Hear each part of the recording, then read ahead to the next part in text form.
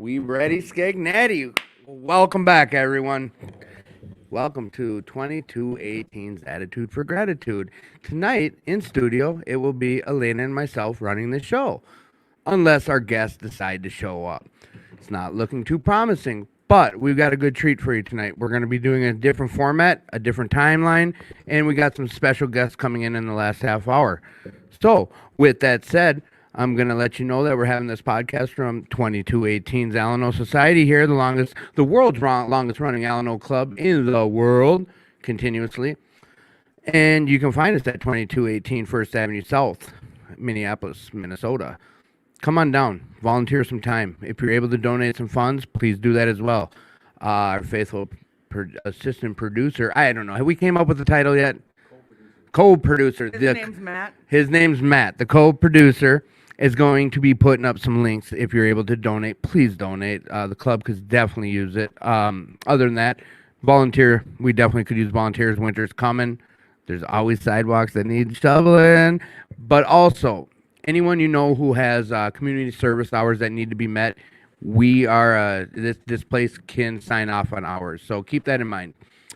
Other than that, I think we're going to jump right into it. Like I said, Elena is going to be my co-host tonight, and we're just going to do our regular stuff like normal. We got a lot of checking in to do, to be honest with you. So I believe... And we just want to remind everybody that when you share this, There you go. we Yes. want to remind you to go to the actual Facebook link, which is the Attitude for Gratitude live stream on Facebook, and you can go to the live stream area and you can click on it, and it's going to take you right to our live stream, and you can share from there, because then we're going to be able to, that's where we can actually see your questions and your comments. If you share on anything that anybody else shares to you, if you share a comment or a post or anything like that, we're not going to be able to see that. So you want to make sure that you go to the 2218 Attitude for Gratitude live stream and comment and share on that one. So that way we can make sure that we see everything possible. Yes. If I would have explained it, you guys would have been like, what the hell is Tim trying to say? I don't follow that stuff. Basically, and a lot of people that are listening and will be listening understand that I tried to share this, and I always get messages back saying, dude, it's unavailable. It's because I'm always sharing the wrong feed. So whatever that even means, Elena can explain it best. And we do try to pop on to other sites like Sober and Serious and stuff like that, where people do post different questions. It just, sometimes it's hard when we're trying to do this. So Yeah. it's easier sometimes to get your questions so that way Matt can see them. Exactly. And with all that, like, what I want to let everyone know is this is a beneficial tool for recovery. So if there's anyone that you know that could benefit from hearing about some recovery, anyone you know that's interested in recovery, or anything to those effects, share it with them. Don't be selfish. Don't keep this for yourself. Let's share this stuff. It was given to me freely, so I feel I get to do the service of giving it back. And like, that's a big part of why I even sit in this chair is, like, we do get feedback from listeners, and I'm here to just help or give away what was so freely given to me. So that and a little bit of knowledge I've kind of gained over the last few years, plus past experience, I like to share that stuff. So what I'm getting at is, please just share this with anyone who could use a little recovery, or anyone who's looking for some recovery. It's a good start. You reach out, we network. That's what we do here. Without, the audience, like, there's no show. Please be interactive. It's an interactive show. So if you have questions, or you want to hear from one of our special guests tonight that we'll be talking about, if you want us to answer any questions, just post the questions right on this feed. We all three put our phone numbers up, so if you don't want to have your name attached to the question, just message me directly, or Elena or Matt. When we're checking in, I'll explain why I still have a list, why I still can't talk right. I still have some dental stuff to deal It's with. the new norm. Just get used to it, everybody. No, don't. All right, so with all that jazz, I think it's time we get this chopped up and get moving on our show. Before we check in, Elena, let's just go into let's do some self-care. Well, no, you know what? Do you want to Tell me about your week. Let's just do that before you even go into your self care. You don't know about my I want to hear all about your week. Everything. I want to hear it all. How did your week go from last Friday leaving this building till now, recovery related and whatnot? Talk to me. Well, recovery is always great. Recovery is always great. I got sick. That's right. I got sick. You missed a few things because of your illness. I did. I got sick, and then I went to one of those stupid warehouses where you get tested for COVID, and What do you mean? so they have these places that you can go and you can get tested for COVID because I work Like in healthcare. legit or Yeah.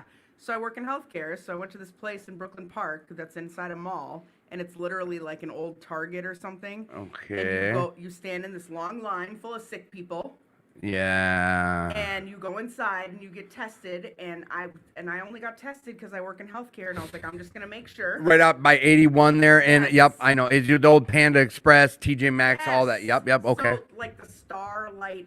Yes, mall or yes. something. Across from Benchmark, or it's So not I even was that, like, but okay, yeah. I'm gonna go get tested just in case, and I was negative, but by the time I left that place, You probably, I felt like I had COVID. I bet. because there were so many sick people. Yeah, that is the catch-22 with this illness. Now that I think about it, like you're going to get tested, where anyone that's going to get tested more than likely thinks they're sick, Yeah, there was so many sick people, and there was so many elderly people, and nobody was helping anybody. So and you're here's me. vaccinated, right? Yeah, Yeah. so here's me in my nursing outfit, and there's like these old Oh, ladies that are walking shit. around, and I'm like trying to help them, and they're like, "Thank you, honey," and they're like, "Do you work here?" I'm like, "No, I don't." I'm sick too. Like, I'm just trying to help you because you're trying to move this chair and you can't. Like, and that's just the kind of person that I am. So, the next day after that happened, I flippin', I don't know if Was it a rapid test? it was a rapid test. I had to shove a thing up my nose, so I don't know if it's because I shoved something up my nose. You did that- it yourself? Yes, they make you do it yourself. So Wow. I don't know if it's because I shoved this thing up my nose that reached my brain, but the next day I felt great. Really? So, So did you have that on Wednesday or I Tuesday went or? on Monday.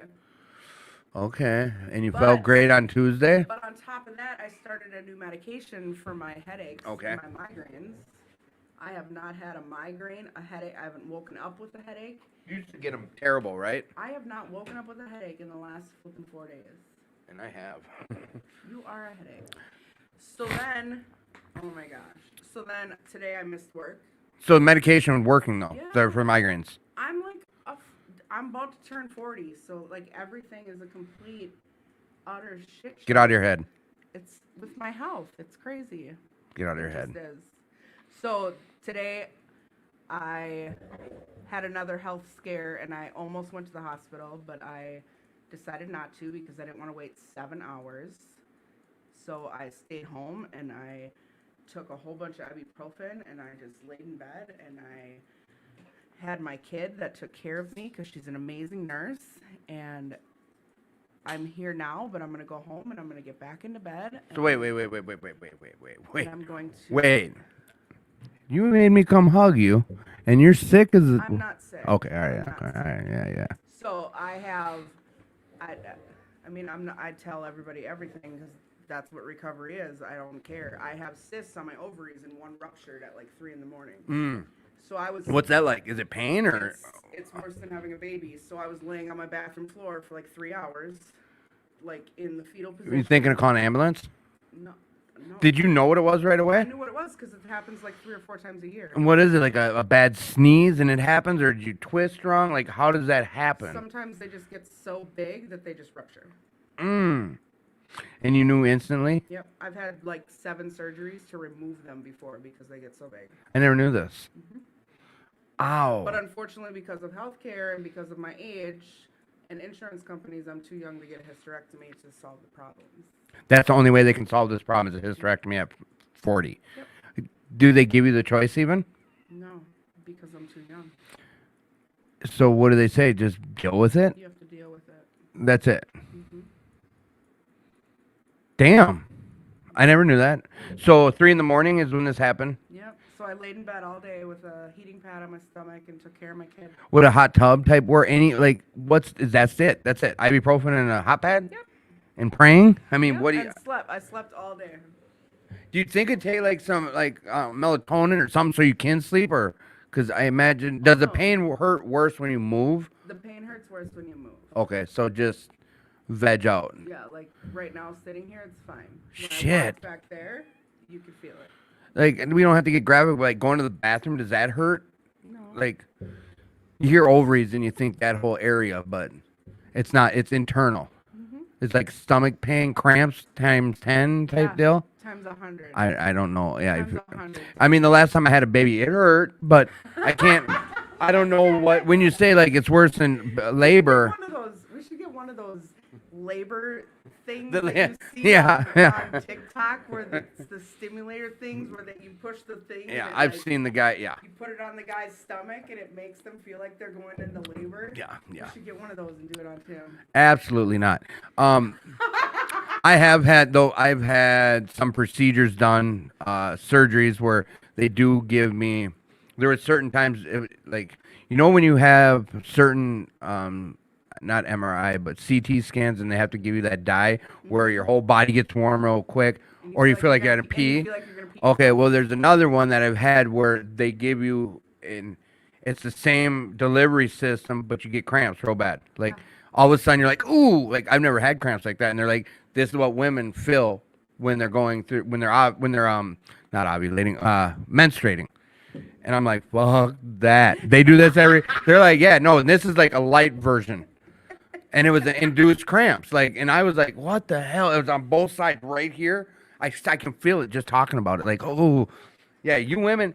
This person who's new in my life just told me the other week, she was like, I mean, I know because with my teeth, I'm sure they had to hear me bitching and crying about my teeth pain. This person was like, I'm sure you can deal with pain. Well, I'm spitting all over, no teeth to block the shit. I'm sure you deal with pain quite a bit and okay, but, women know how to deal with pain. Like men, I don't think they can deal with pain that well. I believe that was word for word what was said. But it wasn't a shot at me, but it just came after I was talking about my teeth pain. I think it was something on those lines. Like, we'll talk about it later, but how do I know? Like, when I, that shot where I got induced cramps, yeah, that sucked, but something like that, like, it's cyst, or what was it? It was, tumor or cyst on your ovaries that they just pop? Like, bing. Well, I'm sorry to hear that, and I'm glad you made it through it, so you feel better now. And what's usually the recovery time on something like that where it's all the way gone Usually feeling? a couple days. And if you went to the hospital, what, they just gave you some They dope? would've And they would have gave me pain meds, and I don't want pain meds. but we all agreed, like we all came to that conclusion, like when they're needed, they're needed. So if you would have been able to get those, they'd have been fine at the time, but But I can get through this. good enough. But yeah, I'm sorry to hear that. I'm glad you're here telling us about it. Wow. So you had a crazy ass week. I have. Other than that, I mean, I don't. Life's good. My kid and I, we flipping. She took care of me today. She came downstairs. She's like, Mom, let's sit around and do makeup. Let's do this, because I wasn't getting out of bed, and I was like, okay. And then yesterday, my friend came over and helped me clean my garage, so that's completely done because I only got it halfway done. So how'd that go? You did all your leaves, and now the blowing came. Did your yard get as dirty as mine did? Yeah. Yeah. So all that work you did. All that work I did. Now it's gonna snow, but I guess it's gonna be 50 degrees next week. We're in so- Minnesota. We're probably getting another 80-degree day. So it's okay. I'm gonna do my yard again. My motorcycles are all packed away. Bullshit. Yeah, that's just how it goes. So it'll be all right. So other than that, week is good. You got time with your kid. You were sick. You weren't sick. You only missed one day of work. Yeah. Your test came back negative. Yep. Yep. It's weird. Because I had the surgery, my same day surgery, they did COVID tests, but they didn't jam it up my nose. They did nostril swabs. Like, I was waiting for him to jab my brain. They said jab it. That's crazy because the ones I did at the hospital or at a doctor's, and then the test came back right nostril clear, left nostril clear, like two different results for each nostril, but like COVID-free left nostril, right nostril. And you know what? Now I'm getting text messages from the kids at school that they'll send you home. Like, you can sign up to get home COVID tests sent to your house for your kids. And then what do they do to the kids? Send the kid home till they get the result? No, you can take the test at home and then send it in. But what I'm getting at is I think nowadays with school, this would have been so bad if this was going on back when I was in high school. every other day, I'd be like, I think I got COVID. I would have did the same Hey, thing. Tim, go home, get it. Oh shit, I would have. Yeah, been because bad. then you're out of school for 10 Hell days. yes. Oh, that'd have been the best. Come test day, Tim's got COVID. I'm telling you that that transcript of 30 pages long of me skipping school would have been a lot fucking smaller. Right. I would have had more days missed, but it would have been a lot smaller. It would have been smaller because it would have been not on purpose. Hell no. How was your week? My week was productive, long, trying, and so I had court on Wednesday. I guess our guest didn't show up, so to the audience, I apologize that, if you're expecting to hear our guest, I'm sorry about that. We're going to try to stick to recovery, and some of the things I'm going to share about, I'm going to correlate it directly to recovery. So this story I'm about to tell about my court case, it revolves all around recovery and how I've been able to deal with it because of recovery, and why I'm dealing with it because of the reason I'm in recovery. So I got DWIs in my life. The last 2 DWIs I got were non-alcoholic related. So I got pulled over and there was opiates in my system. So I got a DWI. Both of them were multiple months after the pullover, the incident. That's just how it goes. They bring you in, they take blood, or both times they took blood. The BCA gets back to you 2-3 months later, and then I get a letter saying you're being charged with the DWI. That happened twice to me. So that was all, my last one, I think it was like 8 years ago. And for quite a few years, I was either driving without a license or just not driving. So in early recovery, I didn't have a license. But being in recovery, we start doing these things responsibly, like life, back to doing it the right way. And that's what I did. Like I've told my story, I started walking to meetings in early recovery, taking the bus. Then I rode my 10-speed to the bus. Then I saved enough money to get a moped. Then I saved enough money to buy a dirty dog little F-150, 1978 F-150. Then I saved money and I got a nicer vehicle. Then I got a Harley. Now I got 2 Harleys in a vehicle. Like, it's a process. I wanted it to happen quick, but it just doesn't go that way. For me, it doesn't. I slowly had to work to get to where I'm at. With all that said, though, in order for me to drive, I have to have an Intoxilot breather in my vehicle.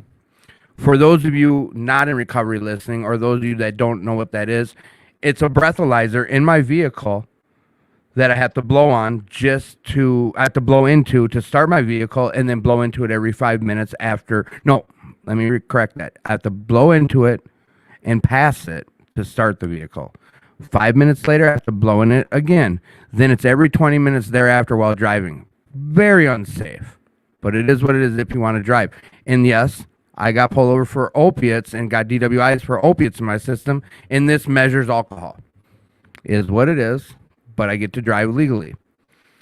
So, God, this is a long story. I'm trying to think of how to shorten it up. I have this breathalyzer in my vehicle because I got it. I choose to do things legally now and by the rules. It costs me quite a bit of money every month. My insurance is quite high, but it's the bet I made. It's the choices I made that got me to this point. I've been in multiple vehicles, so you pay a substantial amount to have it removed from one vehicle and put in the next. And I got a job where they gave me a company truck. I had to put in the company truck. When that job was ended and I went and bought a different vehicle, I had to have it moved from my work truck to my vehicle. In order to put it into a vehicle, you have to have proof of an SR-22, which is a form of insurance. You have to have the proper paperwork through the state, and the state signs off on it for the company Intoxilot or the other Smart Start to send you the device and have it installed. You need these documents from the state and from insurance. Otherwise, they won't install it. So after having it for about 1.5 years and moving it from my work truck to my personal vehicle back in January of last year, 9 months later, I irresponsibly was speeding through Delano.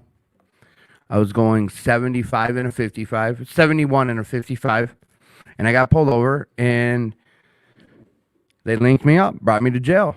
impounded my car. Said I was driving with a canceled license. I argued it. I'm like, bullshit. You guys just don't know what you're talking about. That was on like a Friday or whatever. They impounded my vehicle.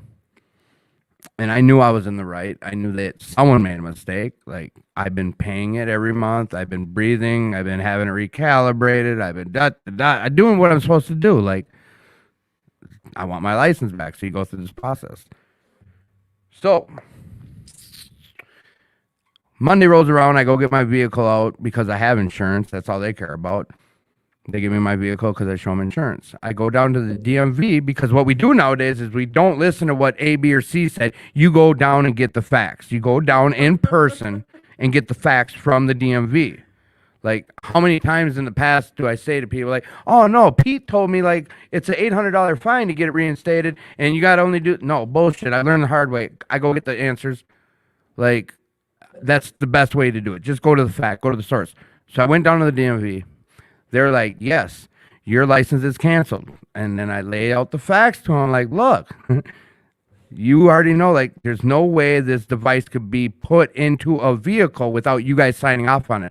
They told me I did not have a valid license because of a form I didn't fill out and submit to the state in order to get the device. But yet I have the device and I have the document that the state signed off on for them to put it into my vehicle. God, I'm dragging on a long ass story. But it does make sense unless I show all sides of it. So, at the end of the day, after I lay that out, they reinstated me right there in the spot. She was like, oh, yeah, you're right. Here, we'll get you reinstated right now. But now I still have a court case to deal with. And this happened 9 months later. So I was driving around for 9 months with a canceled license, unbeknownst to me. Nothing sent in the mail. No, I did not know I had a canceled license. I went on with paying this, my fee for having it recalibrated every 2 months. And I would, I think about if I didn't get pulled over, I would have went into the DMV come March of next year, in 4 months and been like, all right, my time's up, take it out. And they'd have been like, you know what, you haven't had a valid license for a year and 3 months now. There's no way I would have known I had a canceled license without getting pulled over because they're not sending me nothing. They're just accepting my money every month and letting me recalibrate it. And it gets reported to the state every time you breathe in these things. Like, none of it adds up. So the first court case, I was like, I want to see a judge in person so I can tell them. I didn't want to do it over Zoom.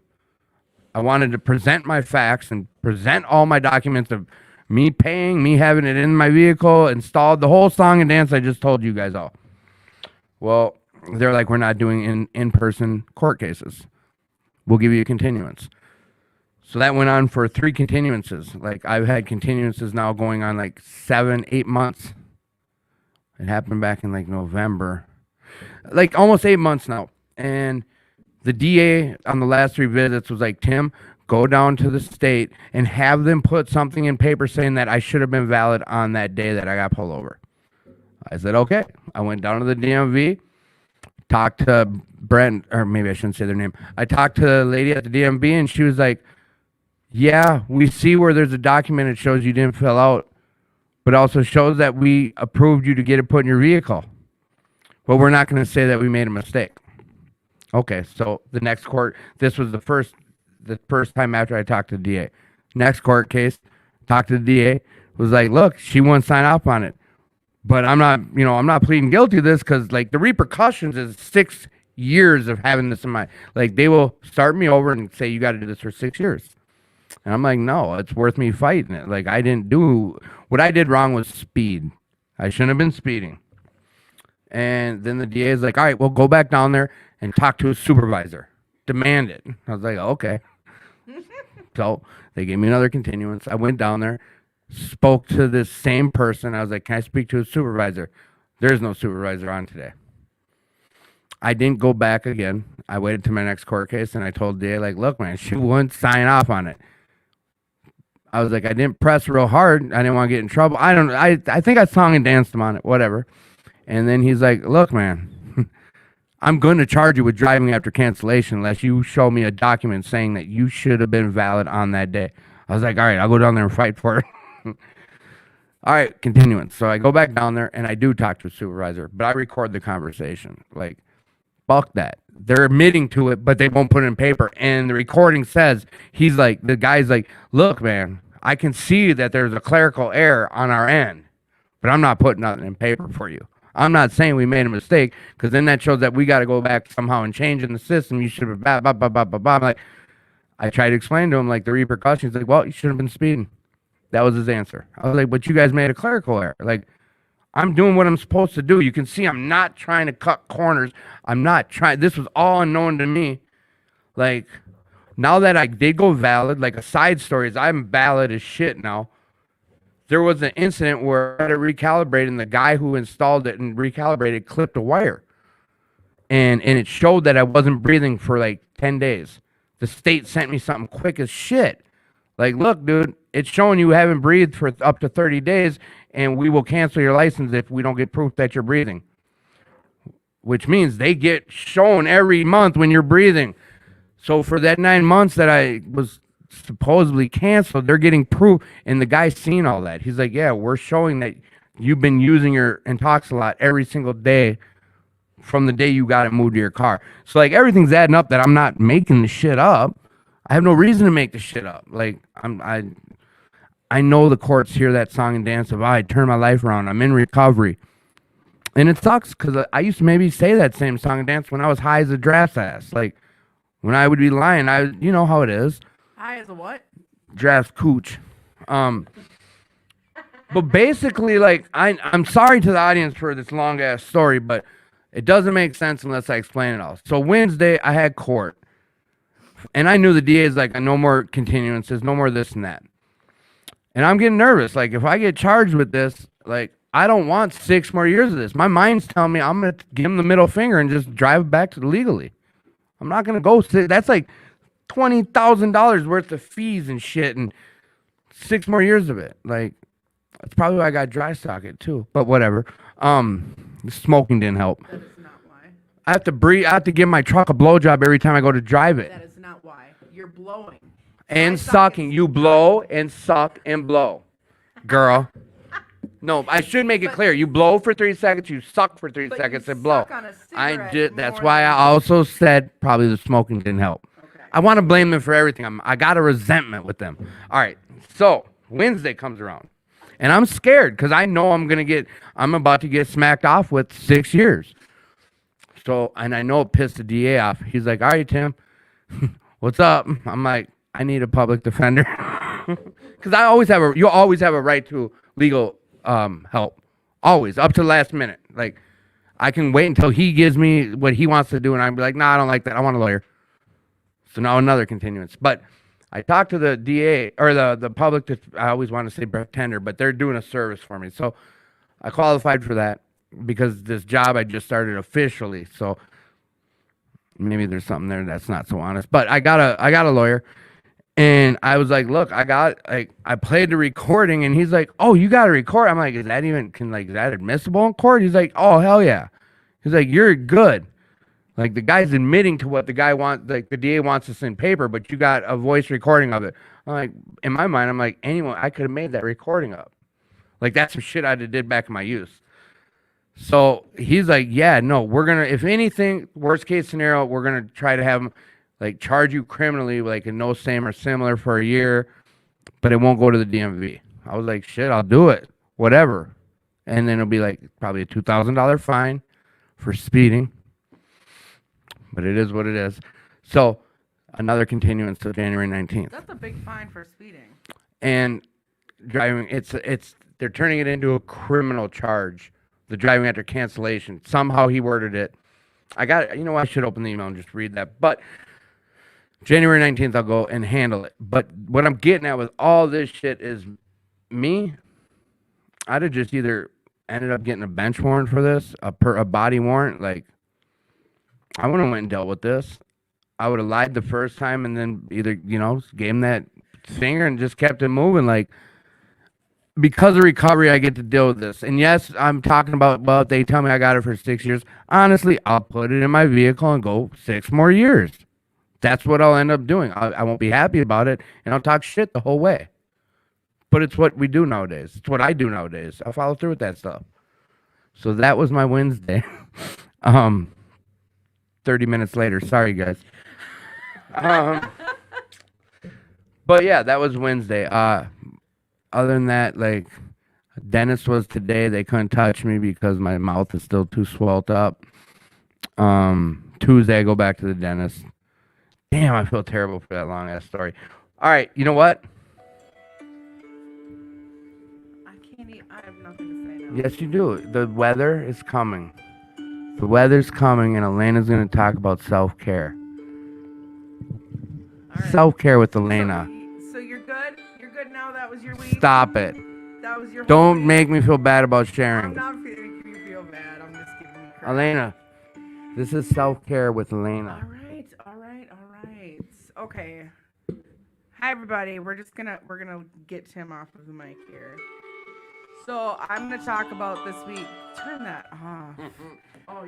I want to talk about this week with our little self-care here.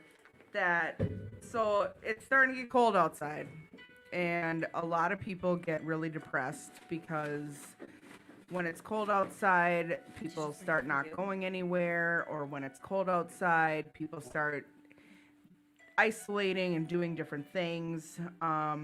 So I just want to remind everybody that before it starts to get super cold and before it starts to get snowy and you don't go anywhere and you're not wanting to do anything, start finding different activities that you can go do, that you can do with your friends, that you can do with others to take care of yourself, that you can do with either your kids or your friends in recovery or your coworkers or something, so that way you're not isolating, that you're not doing things that you shouldn't be doing, so that way you don't come up with reasons to not go to meetings or reasons to not do your fellowship.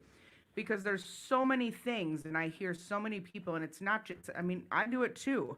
And I can use my sponsor as an example. We talk about this all the time, that as soon as winter gets here, we completely bottle up, and there's so many things that we talk about that we should be doing, but we're not. So I just want to remind everyone that we need to get out and we need to still do things, even though it is starting to get a little bit chilly outside. I know we all enjoy the warm weather and we like doing fun things in the warm. There are a bunch of us that do like the cold weather too. I am not one of them, but just remember, get out there and do things. And we're not going to keep rolling. And I just want to remind everybody that you are loved and that we are always here for you. If you ever need somebody to talk to because you are having a bad day or having a bad experience or anything, you can always reach out no matter what time of the day it is. One of us will answer our phone.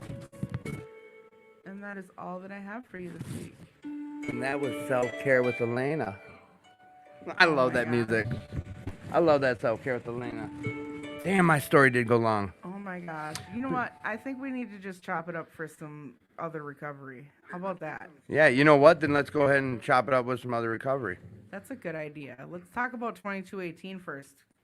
Let's talk about how amazing 2218 is for letting us have this. I know you talked about it earlier, but 2218, if anybody doesn't know about 2218, Matt did put the link on here so you can find 2218 alano.org. You can find any information, the meeting list, opportunities to volunteer up here. They always need help at the front door. They need help with lots of things.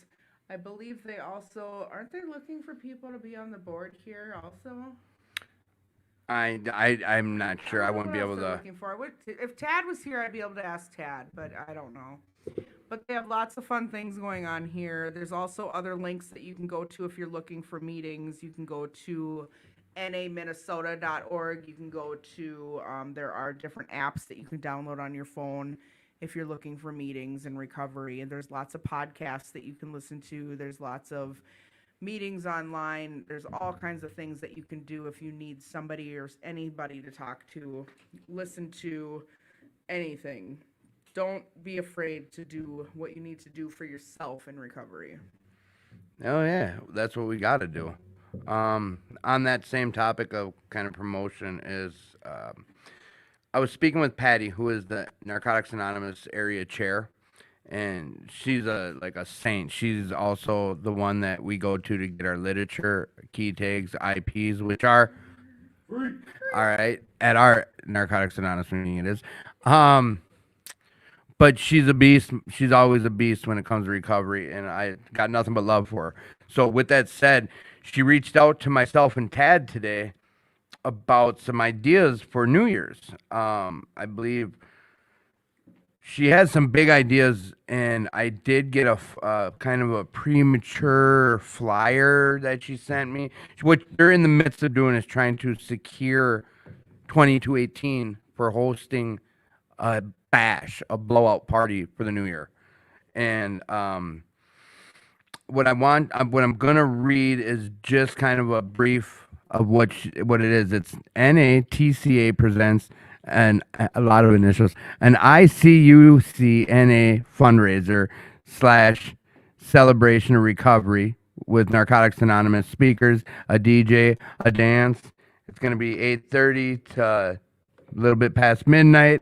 Phoenix is going to be involved with it. That's the goal. We still got to bring it to a group conscious with Phoenix, but I don't foresee it being something that'll get voted out. Bottom line is there will be a New Year's bash here at 2218 as well coming up. It's going to be a blast. That's all I can say as of right now. Like I can't really speak too much on it because we don't have anything official yet. I just know that when she puts her mind to it and she's looking at doing this and has already reached out to other entities, like it's going to happen one way or another. Hopefully it's hosted here.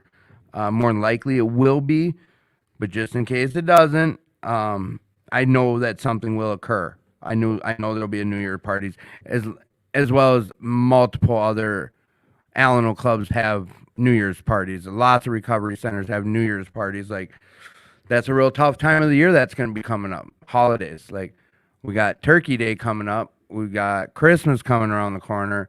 All these holidays we've neglected to talk about because it's affiliated with snow and cold and winter, and no one likes talking about that stuff because that's what's coming with it.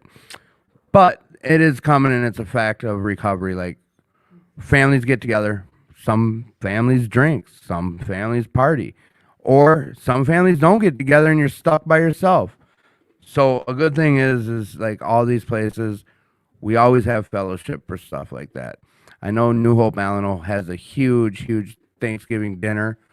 Last year, I think we wrapped plates to send with people because of COVID, but this year I know that they like did all sorts of work there, new floor, new tiles, and like they're really involved with holidays. No matter what holiday it is, there's always something going on, some type of big bash. Just stay connected and reach out, like personally reach out to me. You can get me on Facebook at Timothy J. Warren on Facebook, or Elena Etheridge on Facebook. Or our phone numbers. Like Yep. Matt put his number down. I got my number. She's got her number. Just reach out if you have any questions about that or concerns. Another thing I wanted to talk about is JP from Minnesota Hope Dealers. He's, I believe, going to be on our Christmas show. But there's also a meeting that he has started, and it's been going on for a while, and I feel terrible that I'm just bringing it up now on the show. But it's on Wednesday nights at 6:30 at 2229 West Broadway upstairs. It's a good meeting. He's chairing it right now, and it's just it's real talk when you go in there. Like I go to my men's meeting at 5:00 at We'll Work for Recovery, and then I slide over there when I'm able to. This is another thing I was going to bring up. I was going to wait. I was hoping Tad was going to be here tonight because I didn't want to steal much of his thunder because this is one of the biggest steps in his recovery that he's done. So I'm going to talk about it from my side of the street. And it's something Elena was supposed to be part of too. But because of the health scare, it was just not safe for her to go. Plus, Tad and I kind of went to test the waters, just, tippy-toe in the water. But what it was is Unity Detox and Inpatient reached out to us. Reached out to Tad, matter of fact. I didn't realize it until I was there that he is what you call an alumni there, which means he went there. I don't want to tell too much of his side, but I believe you can't count on two hands how many times he was a resident there after being in there and hearing his stories. So it was a huge accomplishment. It's just like if I were to be able to go back to Lodging Plus at Fairview, like that's a goal of mine. I've been there for a few outpatient meetings, but to bring a meeting there, it would be a goal because I do.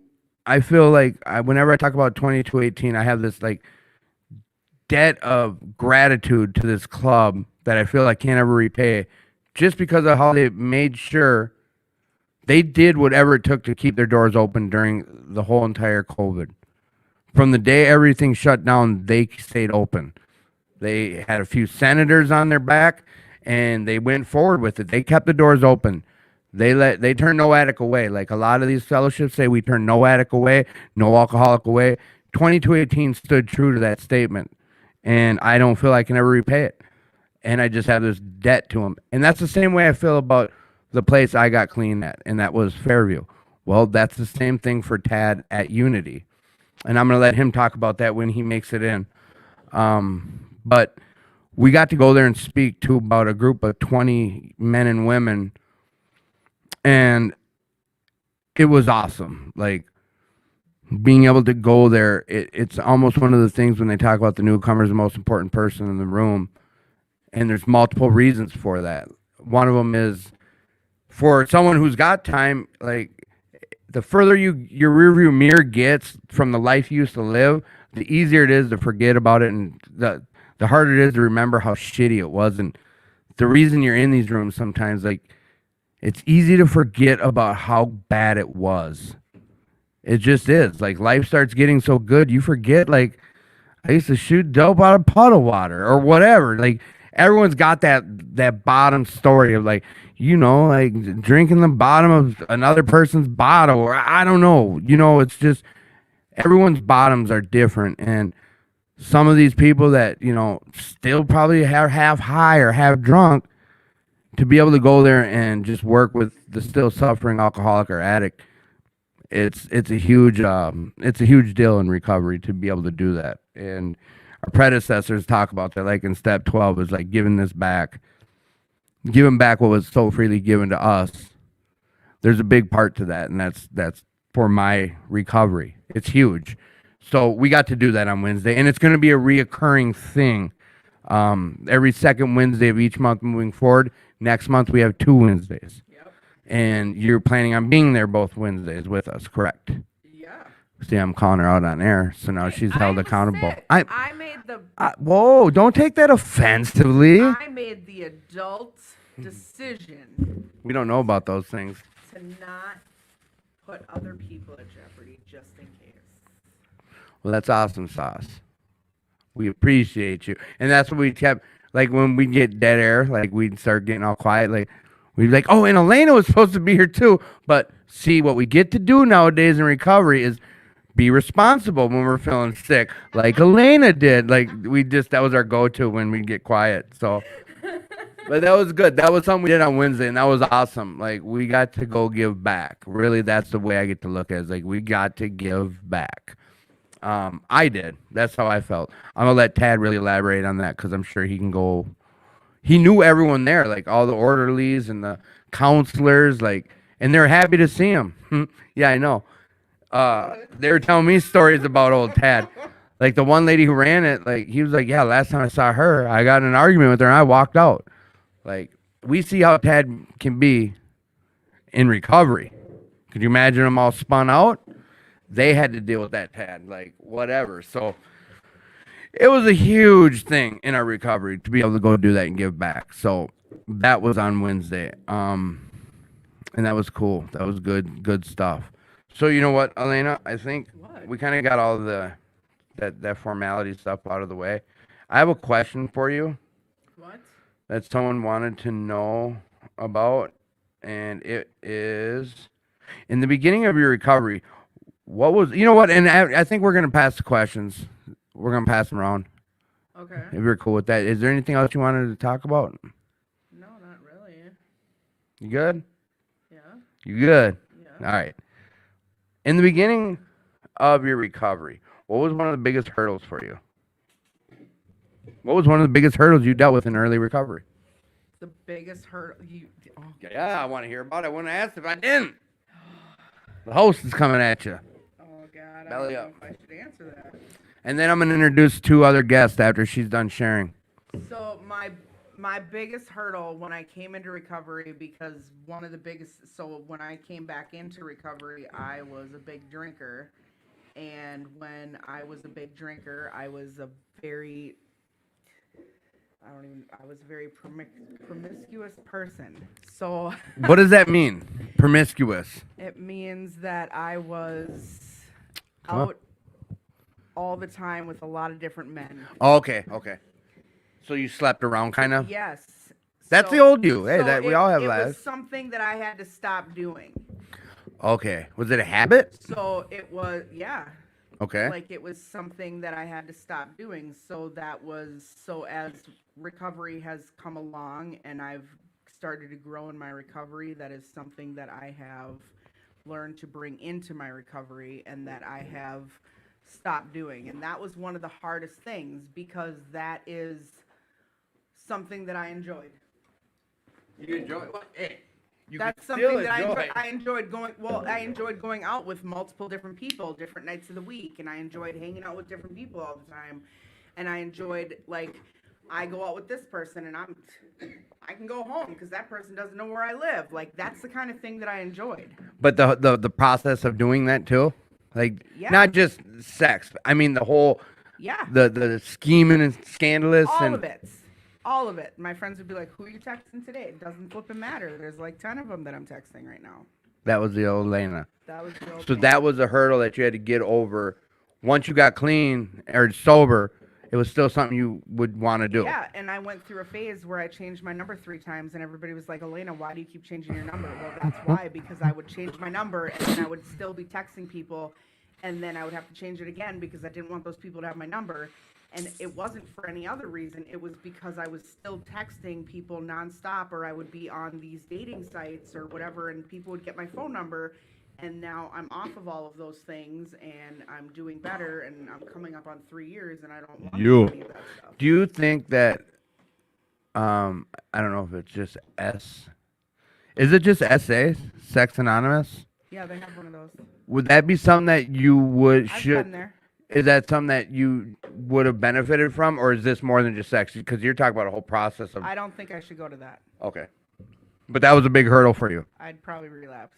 Ah, listen to you. Ah. Promiscuous. I'm not gonna lie. Hey, honesty is the answer to all my acceptance is the answer to all my And problems I've today. made so many changes in my life, and I've done so many different things. And to be honest, like I have a friend in my life. Like I don't. Like I'm trying to do things differently. Right. No, that's hey, So- that's cool. So here's a different question. Same thing. Now you almost got 3 years. You're saying, what's the hurdle you deal with today? Today, Yep, in your recovery now, currently doing too much. doing too much. Doing too much all the time. Elaborate.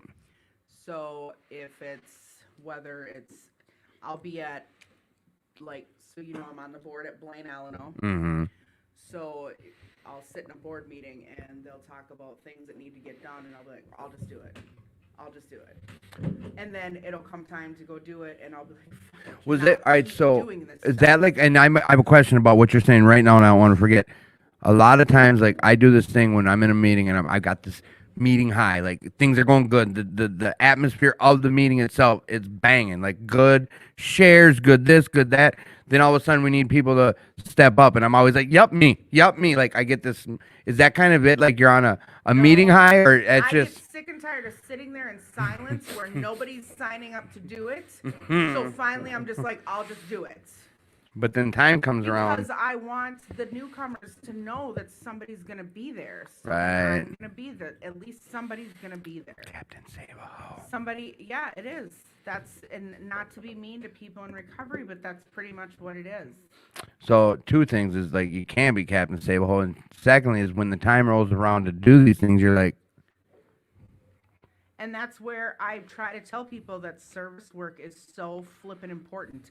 It's not important just for you, but it's important for everybody around you. This isn't just a me program, it's a we program. And if We. we don't do this together, then we're not going to be able to do it at all. Right. You cannot get sober and clean on your own.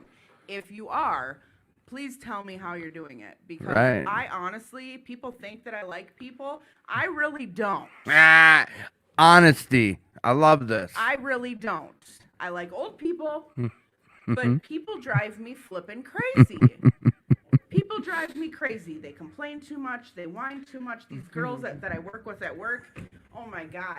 The other day, they spent 4 hours complaining about the fact that they punched out a minute early, so their time clock was fucked up for 4 hours.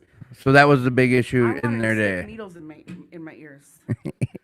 I'm like, I just wanted to turn around and be like, "Are you guys done? Because you make me want to drink." To you, that was just so petty. It's so petty. Well, to some other people, they don't live lives like you. Like, remember putting your feet in someone else's shoes. It's so petty. All right, so great answers. So yeah, that's Good. So that was a good question. Thanks, Tim. Now, thanks, Tim. our first guest is someone you guys have known, and Not a guest. yeah, he's moved from the co-producer seat to the guest chair. Matt, welcome Matt to the show. Hi, Matt. Not a guest. Hey guys. Hey, so Matt, first question for you.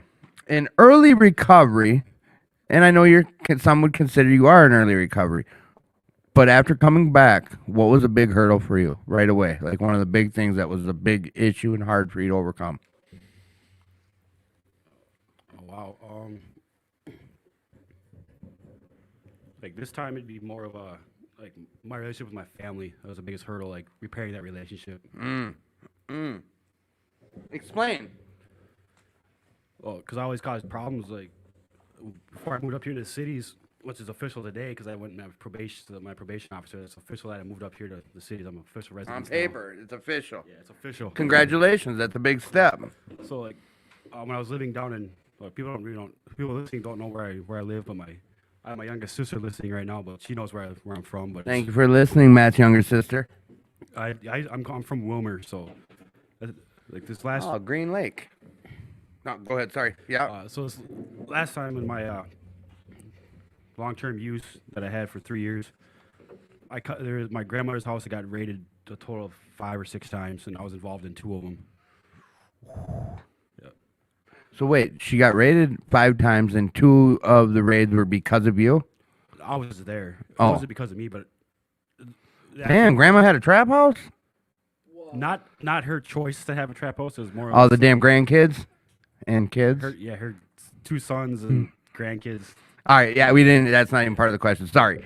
So So like repairing family. Yeah. Yep. So like now that I've been sober 11 months now. Yeah. Like I've remended that relationship with my grandmother, my mom, my other grandmother, and my siblings. Like I think I talked about it on the podcast a month or 2 ago Yeah. about my nephew passing away, and that's Yeah. the first time my mom's kids were together for her 5 kids were together for over 10 years. Mm-hmm. So that was a big step in my recovery that I was able to be around them at that time. Be present. Yep. Yeah. Because they were all getting sideways and twisted and having a good old. Yeah. Well, when you went down there, like not everyone was working a program of recovery, if I recall. Yeah. No, all my siblings like are sober that I know of. Okay. Like I have a twin brother, and like he's like 2-3 years recovery now. So Okay. then my sisters don't use that. My 2 sisters that are 2 years and 4 years younger than me don't use. And I have my younger brother that was there. That's 8 years younger than me. As far as I know, he doesn't have an addiction problem. So like the other 3 siblings are sober besides the 2 oldest of me and my brother. So you got to go down there and be like the rest of the family then, Yeah. and be one of the supporting members of the family. Definitely, because like I could have went down there. I gave me every excuse to go back out and use Oh, because yeah. he passed away. But it's like it's not respectful to my brother and his family that if I showed up that way. That's right. My biggest concern going down there was my father coming up there under the influence of whatever it would have been, like most likely methamphetamines or Right. whatever, Okay. or alcohol, whatever he chose. But he didn't show up, which is a good thing, because like I would have been in a real difficult situation for me. I would probably have been there a short amount of time than I was there. Right. Yeah, so that was my biggest hurdle. Was my early start, right now is just my. That's my cool start. then. So like I know 11 months, that's a lot of time. Like Yeah. that's like a lot of time, dude. Like don't ever take away from that. So what are you dealing with like today? What's something that you have to overcome today? Being a caregiver, like there's times where I'll stop what I'm doing to like, go help somebody out, like when I need to focus on what I need to do for myself first. Like I've like Remembering to take care of yourself? yeah, like say someone like a friend calls and like wants me to like stop what I'm doing in the moment to go help them do something else. Like I need to tell them, hey, I'm busy with something right now. I'll call you or text you when I'm done, and then we can meet up somewhere and deal with what you want to deal with. So like saying no? Yeah. Yeah. No, So it's more like setting boundaries with yeah, people. dude, 4 years in and I can't I understand fully, dude. Like setting boundaries is another good way of saying no. Like I know what you mean. I've had those conversations lately too about that. Thank you. So on to our other guest. It's a new person. She's supported the show quite a bit though. I've seen you on a lot of times, like on our feed saying Jess is watching. Tonight we got another guest named Jess. Welcome to the show, Jess. Want to introduce yourself? Hello, good evening. What's your name? Jess. Hi, Jess. I'm sorry, we Oh. didn't even confirm any of this here. Yeah, Let's it's do like okay. this and go Sure. right like this. You're gonna have to get right on that thing. All right, All got right. it. So, Jess, welcome to the show. Thank you for stepping up. I know last minute type of Yeah. deal, and you're No gonna come worries. observe because we're gonna have guests here, but we're gonna have a word with our other booker, the other guy who books our guests. We don't have another booker. If anybody wants to be on the show, please reach out to me. My name is Elena, or you can find me on Facebook, Elena Etheridge, and we will get you booked on a show. Bam. Enough said. That's our booker. Our other booker, not booking. So, Jess, in early recovery. Well, wait. First, how much time do you have, if you don't mind? Oh, Or what's your date, if you don't mind? February 4th, 2018. Oh my gosh, you got like 3 days more than me. Wow, our clean date's really close to each other. 3 day difference. Huh. So with that said, Whatever, mine's in January. oh, do you want a lollipop? I'm joking. Probably does. I'm joking. I'm joking. Yeah, actually, I do want a lollipop. I don't have a sucker. So does Sucker. Jess. I want a sucker too. Oh my God, here we go. How about this? Tell me, in early recovery for you, Jess, what was a big hurdle that you had to overcome and deal with?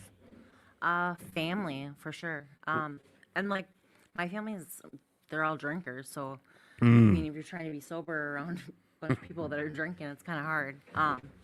And just that like social anxiety, I think, because when you're so used to having a couple cocktails to calm your Yeah, no, yeah, anxiety, keep going. it's just that was the hardest thing. And I think just like a lot of alienating relationships with them. You distance yourself when you're getting high or when you're drinking. Yeah, it was just kind of hard being sober, I guess, at first. So Because of that, like yeah. being around family. So did you to overcome that? Did you like just slowly, eventually start hanging out back with them? Like meaning, did you just not even go around them in early recovery because that would have been too hard, or how did you overcome that hurdle? I think like having really healthy boundaries, always having an out, driving separately, like limiting my time with drinking around me. at Like first. that one big book and like our sponsors and our predecessors say like have an exit plan, Yep. have an escape route. Yeah. Uh, Have somebody with me that's sober. mm. Yep.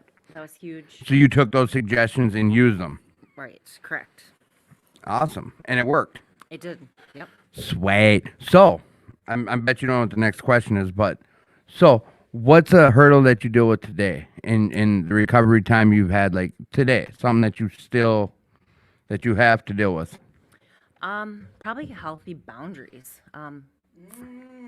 And then, just careful with like the venting stuff, It's Venting. What do you mean the venting well, stuff? because I mean, it's like being a caregiver to an extent, but you can help people, but you have to be able to help yourself and take care of yourself first. I wouldn't say no to them. Yep, and it's like it's good to listen and be supportive, or but hey, you got to figure your crap out too. Right. Got to remember. Uh, our own self-care. Yeah. Dude, I say that all the time. What about you, Tim? We weren't gonna talk about me. Yeah, we are. Oh, What yes, we are, Tim. Tim, what You're is not getting out what of these was your questions. hardest hurdle when you came in? You know what? First thing I want to do, Oh no. I'm gonna get to that, but I wanna thank Tom Z and Ron M. Matt, he's right in front of me. You know, oh, my screen won't go up. Oh, wait a Everyone who's checked in, Deanna, like, thank you, Tom. Kyle just said much love, Tim. Kyle, are you for real, Virgo? No, it's I helped him. Whatever. Yes, all you guys that are checked in and listening, like, thank you guys for the support. Sorry if I didn't say your name. My screen's not letting me scroll through our watchers, but thanks to everyone for the support. Like we said, the show doesn't roll unless you're interacting, and it's an interactive show. So please do post questions that you'd like the guests to answer. So hurdles for me, early recovery. It was damn. I asked 3 people and heard 3 answers, and I don't know my answer. Hurdles for me would have been, you know what, lying. In early recovery, it was such a second nature for me to lie, up until I got clean. Like, and I used to always share about this because there was a point of, like, on month 2 and month 3, month 4. I would tell a lie out of habit and instantly apologize and call myself out. Like, dude, I don't even know. I just said my car is orange. It's white, dude. I'm lying. Like, it became that way. Like, I would call myself out. Like, it's so not so long ago, but I overcame it quickly. I did, but it was something I had to consciously work on. I lied so damn much about nothing. About everything, about big things, small things. Like I said, I'd lie about the dumbest shit. Like, no, my shirt's white. Look, I'm wearing a black shirt. Like, That's great. whatever. I'm like trying to explain to the audience too. I know you guys understand. That's what I'm saying. What I'm getting at is I lied so much, and it was a big hurdle for me not to lie. I know it sounds pretty messed up, but that's just what it was. My whole life turned into a lie. When I got into early recovery, I had to really work on lying, just like stealing. I was a thief. I was a grimy little dirty thief. I didn't have to work too hard on it, on stealing, but in my mind I did. I'd walk into places like, look at that, dude. Like, we were just at Will Work talking about the bag man at Holiday. Like, dude, a single dude walking. We saw that a couple of us were up at the store. Dude gets out the Brink trucks, walked into Holiday. They hand him a bag. He walks out by himself to the car. Like, my head still tells me that would have been the easiest lick in the world. I never moved on any of that, but like, I had to work on my thinking, a lot of my thinking about that type of stuff, like grimy shit I did in active addiction versus early recovery. Yes. So that was early hurdles, and current hurdles, same as your guys, is like boundaries. Boundaries, it is like I've got, without airing business, things now. It's the same as you guys. I don't think you have to be in recovery to have to work on boundaries. Like, that's a good thing to know, and I never even knew about that word until recovery. Like, boundaries, I didn't know what a healthy boundary was, let alone boundaries itself. There was no such thing as boundaries, except for what I had boundaries with the police or the law. It's the only thing that I consciously and subconsciously ever worried about was not getting caught up. And as you heard my half-hour drawn-out bullshit story earlier, I still did not succeed at that. Like, I wasn't good at boundaries, and now I need to work on boundaries. Yeah, I think I deal with my own, like the other thing you guys are saying is like me time. I do a lot of my own me time. Like, I'm good at me time. Whoa. What? Me time? Like, you guys were saying me time. Me time. Not that kind of me time. No, you know what? I knew you'd at least say something on there. Whoa doesn't mean nothing to the audience. Whoa. Me time. All right, so Which hand? there you go. I knew we get it. There we go. All right. Both So hands, by the way. hi, Mama Cam. Yes, is Johnny A listening too? Did you send it to John A? No. Okay. Please, yeah, you guys, you know what? Share this feed with as many people as you're able to. Okay, next question. We're going to run it backwards this time. So you're up to bat. We're going to go to a question that we usually talk about every single week. I didn't. It's really not backwards. It's, Uh, we're going clockwise this time. I heard one of our faithful listeners and one of my fishing partners said, it did to me. He likes the stranger. Yes, Tim does. When we're talking about me time. Ron followed the whole thing. He knew the second I said I'm good about me time. Sick-minded individuals. I hope you fix the boiler, bud. So, Jess, Yeah. when it comes to the topic of having a sponsor and getting a sponsor and being a sponsor, what's your thoughts on having a sponsor? Do you think you need one? Do you think this program warrants it, whether you're in any of the A's, Alcoholics Anonymous, CMA, NA? Like, we have people every week share about their experience with sponsorship or sponsorship in general. Like, where do you sit on that, and like, how does your life look when it comes to sponsoring or sponsorship, having a sponsor?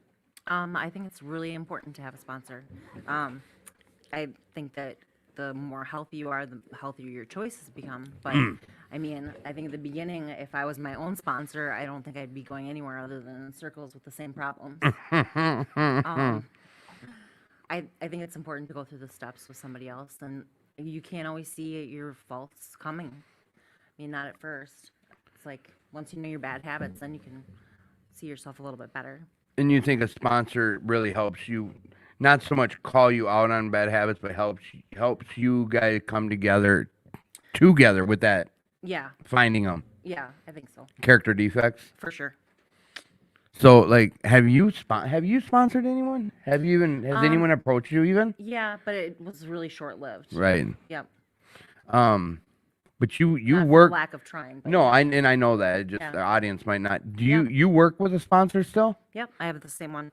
Do you like every once a month, or Once a week we talk. you guys still do? Like, Yep, and if anything else comes up in between, I'll definitely give her a call.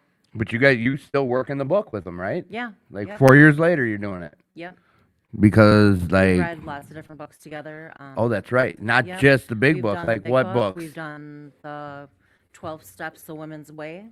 We've done Drop the Rock. We've Yeah. done Drop the Rock 2. Ooh, We've done As Bill Sees It. I'm trying to think. There's a couple other like smaller different books that you can get at Intergroup, and we've read those together. so like I think I've shared about this before, but myself personally, like reading. Let's just use the big book of Alcoholics Anonymous. Like when I was in my inpatient, we didn't have sponsors at LP. Like we had a counselor, and we weren't working out of that book. They had their own curriculum, but they gave us big books and a basic text. Matter of fact, I got one of each. But I tried reading it, and like whether it's a lack of comprehension on my end or whatever it is, I could read that book just fine, but I wasn't able to go through the steps by myself and know what I was supposed to do. Like me personally, a sponsor was monumental and helped me take those steps. Like, is that how it is for you? Do you think you'd have been able to? This is kind of a whole nother question, but without a sponsor, do you think now going through them, do you think you'd have been able to get through those steps by yourself? No, because I think that like the definition of them and like how they're actually meant to be used in your life is a little bit easier to understand if someone's explaining it to you on how they pertain to your life. Right. I don't think that I would have been able to see it exactly the same way if I was, well, for one, when I was first sober, and two, let alone, how it would apply to my life Right. or on what level. Yeah, I think it's key. Like, I definitely could have took 1, 2, and 3 of those steps. I believe by myself. Like 4, like 5, you have to have someone else. Not always necessarily has to be a sponsor, but like these steps, it's almost I don't know, for everyone's own journey. Like I always try to be real big about, you got to have your own experience. You got to, you got to have your own journey. I can't have your journey. Yep. That's just how I've experienced it. Me personally, there was multiple times in early recovery I wanted what others had, not in a healthy way. I wanted their vehicle. I wanted their bank account. And as I was sharing earlier, there's a lot of times I was thinking about just taking their bank account, but that's not who I was. But what I'm saying is, like, I can't, just because I see you got this recovery, like I can try to emulate what you're doing, but I still have to have my own experience. And I needed a guide to get through that. Like, I just wasn't, like I said, I'm not sure if it was a comprehension deal or what, but I couldn't have figured out how to run these steps the proper way without a sponsor either. So, like, it's life-saving, I believe. Plus, that's what the predecessors say when you walk into this program is you should be working these with someone else. Yeah, it's not a we program, not an I program. Oh, bam. Second girl on the show tonight to talk about a we program. Yeah, but I know. so when it comes to that big book, Mhm. which I absolutely love the big book, But. but Yeah, I knew there'd be a but. but it's a big but. When I first opened that book, there was no way in hell I was gonna read that book by myself. It's like opening a history book in high school that you do not want to read because you're like, what is this jargon? What are these stupid words? Words that you don't even know the meaning to a lot of them because they're old-fashioned words. So until I actually worked through it with my sponsor, there was no way. And that's why I love coming to the podcast when we have the two gentlemen on that are going to be on in a couple weeks, that when we read through these chapters, they actually stop every couple sentences and they explain exactly what is going on and what they're trying to say in the book, because that's just absolutely amazing. And that's kind of what my sponsor does. Like, she has completely gone through it.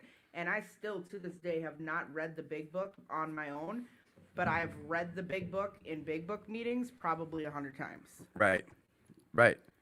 No, I smell what you're stepping in. Like, I just can't do it. Right. I just can't. But the stories in the big book, oh my god. Yeah. Well, you can find yourself in almost every story. Yeah. Single story. Kyle, good looking young man. The Virgo, he's got a, The Virgo. it's kind of a longer, lengthy kind of a statement / question. He said that he suggests that we talk about your word and what that means. For Kyle these days, he's been struggling with keeping his word to himself. I'm trying to third person this. I'm gonna just read it as he says it. I don't always do the things that I tell myself I'm going to do when I'm the only party involved, like making goals for yourself. And I know he's a part of a goals group I'm in too. On the other hand, when I give others my word, it means something, and I always follow through with whatever I say I was going to do.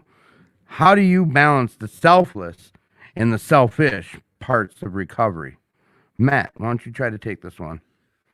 All right, so that's actually a great question, but like, I don't think there's any way you can really balance the selfless and the selfish parts of your recovery, because you can try as much as you want, but at some point you're gonna be more selfish. At some point, and be more selfless at another point. It's really just finding what works best for you. So like, say you're working a job, that's your selfish part. But say there's a friend whose car is breaking down, like that's your selfless part. Going to help them. Maybe. Yeah, so like, it's just like finding like what needs to be what's priority. I said maybe because look, everyone's journey is different. So you go to help your buddy's car, let's use that scenario. Yeah.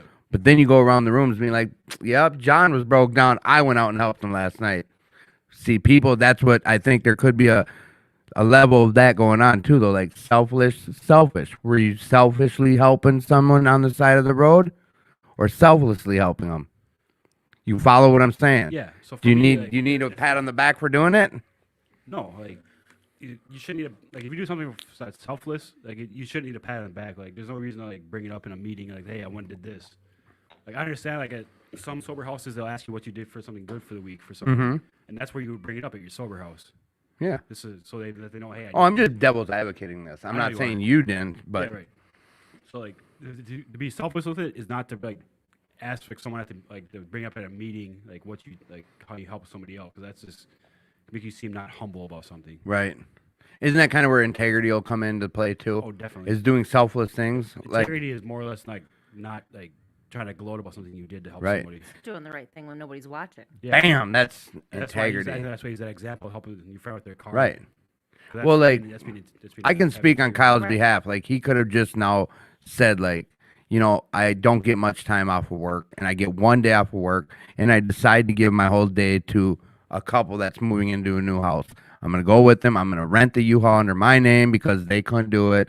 I'm gonna help move them into this house. I'm gonna help move out of their storage unit. I'm gonna give my whole day up to do that. He probably hasn't told no one that he did that. So I will personally have ego on his behalf and say, like, Kyle stepped up.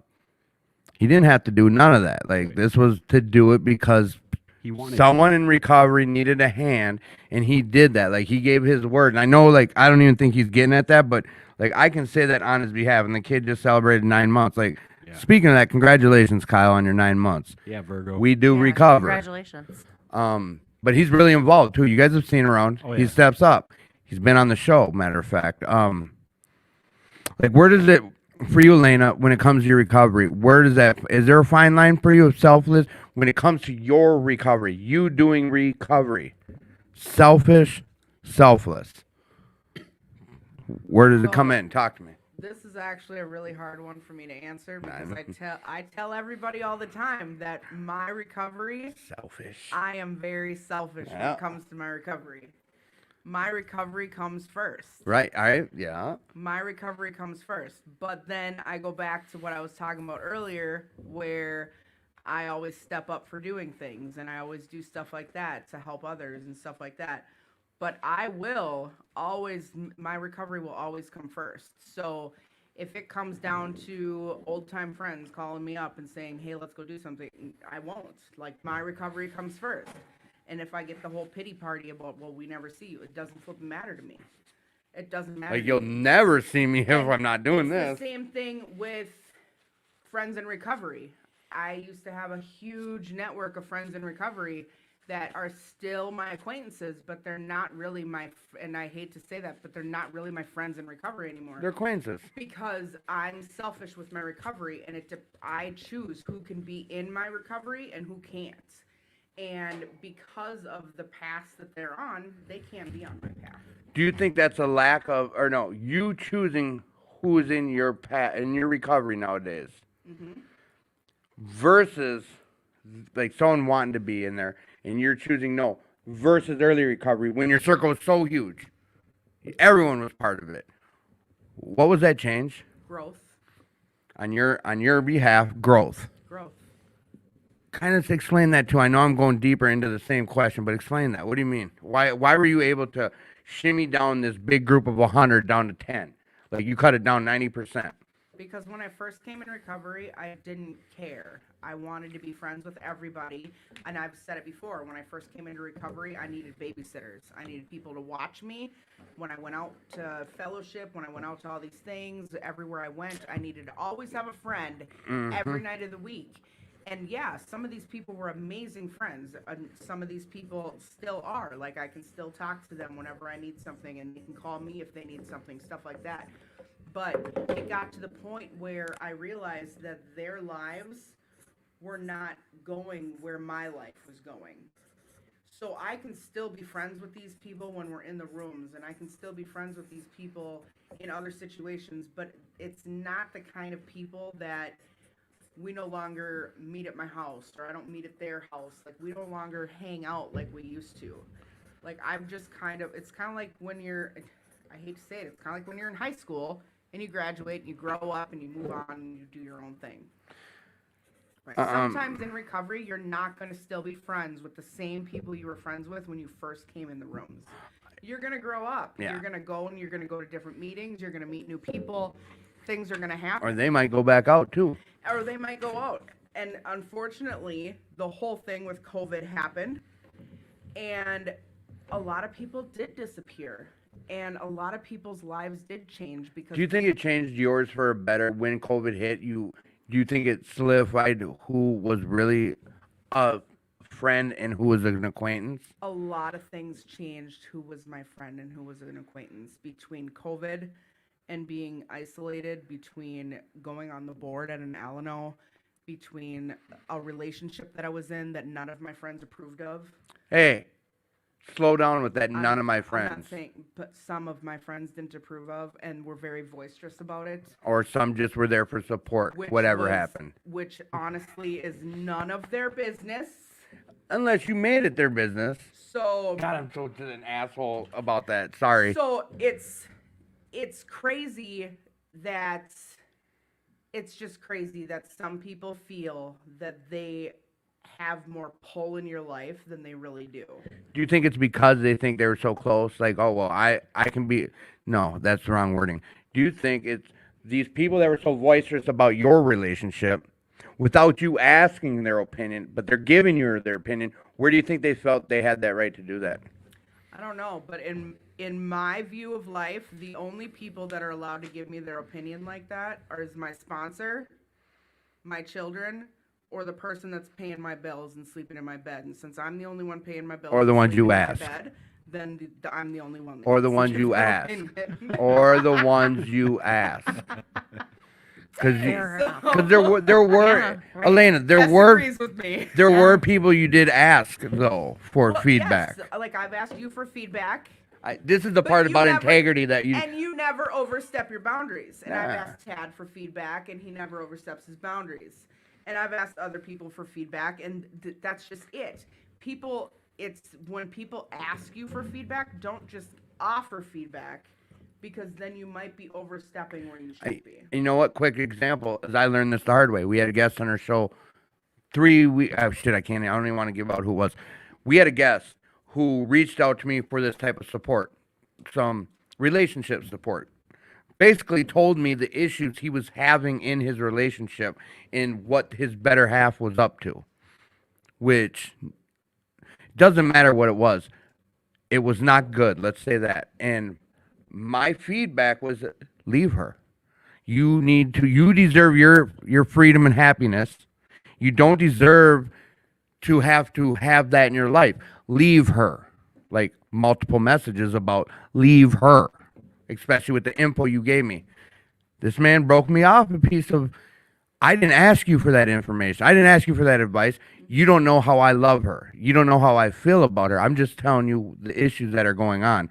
Like, that was a boundary he already had set, and that was some feedback he wasn't asking me for. It was the point of confiding in a friend versus, hey, Tim, could you give me some feedback on what I should do? He never asked me what to do. Like, we're still friends, but, like, that was a rude awakening for me. I thought I was helping him, but it was a huge growth moment for me, and this just happened a month ago. Like, Not everybody wants your 2 cents. no, and I was, hey. Sometimes you need to ask that clarification too on their feedback. Like, Yeah. hey, what kind of feedback are you And looking for? hey, Sometimes you need to ask that the biggest clarification. thing I got out of that when he said that was, you don't know how I love her.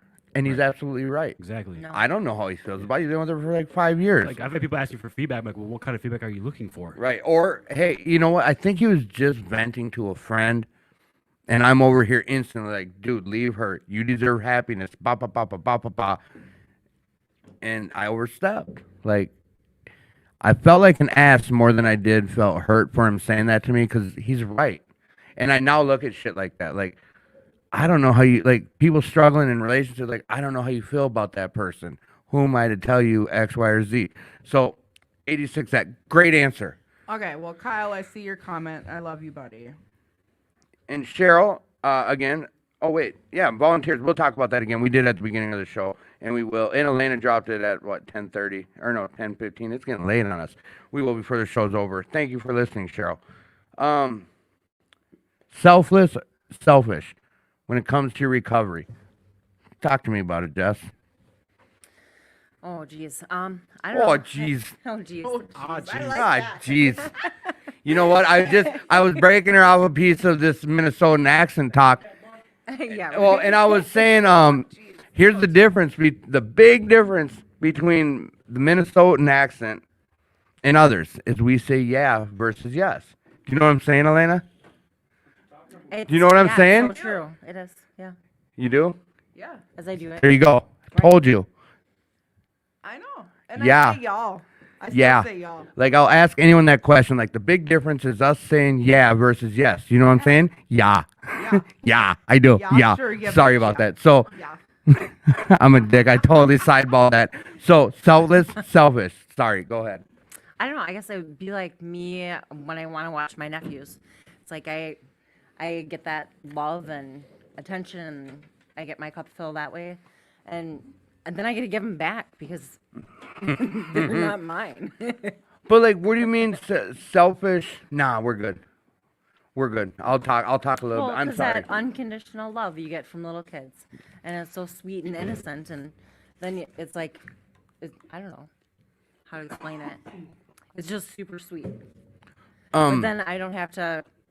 Oh, so you see stare. that as a selfless situation? Kinda. Okay, I Yeah. see. I see. What I mean, you're it's like saying. I'm helping, but I'm not helping. Okay. Yeah. So we're not gonna do Timmy time tonight. We're not. No, but I am gonna Do you talk. have a dad joke or anything? Let's just say this. I spent a half hour on some Timmy time with a long ass story. But what I did, what was I telling you I was going to talk about? Responsibilities, right? Yeah. Like following through. That was a half hour story earlier about how my legal stuff, even though I got 4 years ish, let's not BS. I got 3 years and odd months. I have legal stuff still. It wasn't this whole time, but something came up and now I deal with it. Like, I've learned I got to be responsible. I don't have to be. I get to be responsible today. Like, if we're going to break down Timmy time tonight, what it is I get to be responsible. I get to make the choice to follow through on my responsibilities. Like, I could have avoided this. I could have pulled some shady shit. I could have said, keep your Intoxilot and just drove illegally. And more likely, as long as I follow the speed limit and don't do this, that, and the third, and no one decides to run into me, I'm fine. I don't need to take those chances nowadays. Like, it's almost a no-brainer to me, but it wasn't for so long that's why I had to like kind of talk about it. You know what I'm saying? It's the things we get to do versus the things that I thought I had to do. Whatever. So being a great father is like shaving. No matter how good you shave today, you have to do it again tomorrow. That's a dad joke. It's silly. It's really silly. Huh? What lies on the bottom of the ocean and twitches? What? A nervous wreck. Oh my god. You wanted dad jokes? That's so The bad. science teacher says, when is the boiling point reached? The student says, when my father sees my report card. That's a good one. The dad says, let me see your report card. Son says, I don't have it. Dad says, why not? Son says, my friend just borrowed it. He wants to scare his parents. Oh my god. Dad jokes. Last one. Dad says, how old is your father? Child says, as old as me. Dad says, how is that possible? Child says, he became a father only when I was born. That's kind of a That was a lame. trick Yeah, question. That was. You got better than that one, don't you? Dad, our son says, for $20, I'll be good. Dad says, oh yeah, when I was your age, I was good for nothing. That was funny. All right, no, I'm not going to tell the rest. Them are all real corny. You can tell it's almost Father's Day. The kids suddenly want to stop at all the garage sales. Oh my god. Okay. For real.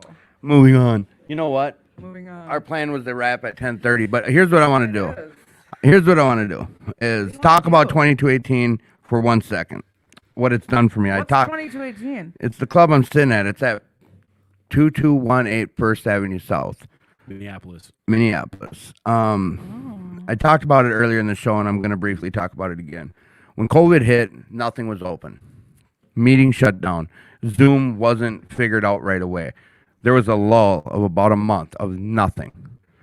People talk about COVID death numbers. No one talks about addict deaths numbers, alcoholism deaths, suicides, mental health, all these things that I will chalk up to rooms not being open. No fellowship to be had unless you really seeked it out. If you didn't have a foundation built prior to COVID and COVID hit, you were left to the wolves. Like it's terrible what happened when COVID hit, but 2218 stayed open. Tad, I wish he was here so he could talk about it more, but like they did whatever they had to keep the doors open. And they stayed open. And for that, like I can get emotional talking about it, but like it's part of saving my life, and it'll always be part of my story till the day I die that this place stayed open when no one else did. For that, like I'm forever grateful, and that's why I'll pump this club up till the day I die. Sure, there's always room for growth. And like Tad took a spot on the board, and Eric is monumental in what they did for making these changes, welcoming different genders, welcoming XYZ genders, whatever different walks of life you come from. They wanted these doors to be open for that, and they made huge strides for that. Huge. Like they had an event, like an Pride. LGBTQ. It was the Pride dance. They did a Pride Yeah, the dance. Pride during Pride Month, like this place was on fire, like Yeah, it was. flaming I was here. fire. I actually came to that. It was amazing. Yeah, I was here. karaoke night is what Yeah, it was. It was I know. karaoke. I was here for I that. we had a podcast. We had people coming up. Mandy was grabbing people out of the. Remember? Ooh, That was shout out to Mandy. yeah. Mandy. And congratulations, Mandy and Tad. They got a house, and Yeah, Tad good and for Mandy. them. They did good. But yeah, she was bringing up people left and right. Like that was a huge event here. Like there's no other clubs doing that. This place is good for that. Like everything. They're trying to, be part of the future. And they keep their doors open. NA, CMA, AA, Al-Anon, anything you can think of, this club is willing to entertain that option and come down here. Be part of this club. Make it your club. There's no rules that you can't come be part of this club. If you're able to donate, please follow I think we put up some links. I know Cheryl, I believe, just did. But if you're able to donate, please do. Come down. You can donate your time. Like I was saying before, if you got community service hours, come on down. Like there's plenty of yard work to do. There's plenty of cleanup to do. It helps with recovery. Come give some of your time. This place gives so much back to the community and the recovery way of life that I stand behind it, and that's why you hear me babbling on about it. So, again, the link is there. Tap on that. Follow it through for more information about the club. It's an awesome place. It saves lives. Reach out. You'll find a way for service. You'll find a way to find the meetings. They're always looking for people to become pledging members. Cheryl just put a link up for the PayPal for the Alano, Minneapolis. So anything that you can do can always help, and service work is always a big way to help. Definitely is. So come on down here, check it out. Please remember, just so that way, if anybody hasn't been down here since the big changes, they did change the roads down here in front of Oh, it's a 2218. one-way. It's a one-way now. So it is a one-way. So you Heading south or north. It heads So- north. North. So if you do come in off of Come up Nicollet. if you come off of Nicollet, turn on Franklin and come around, because you Yes. got to come around, because you're not No, gonna, no. Franklin would Yes. put, because the one way only goes north. yes, but Franklin. if you come up off of, Nicollet, turn on 24. Yeah, you Turn turn on on 24th 24th, then turn left on first. first. if you turn on Franklin right here to 24th, and then you turn on First. That's what I did to get in here. Franklin and 24th run parallel, like this. And Nicollet goes this way and First goes this Okay, way. so you turn on Nicollet Yes. to 24th. Yeah, Nicollet.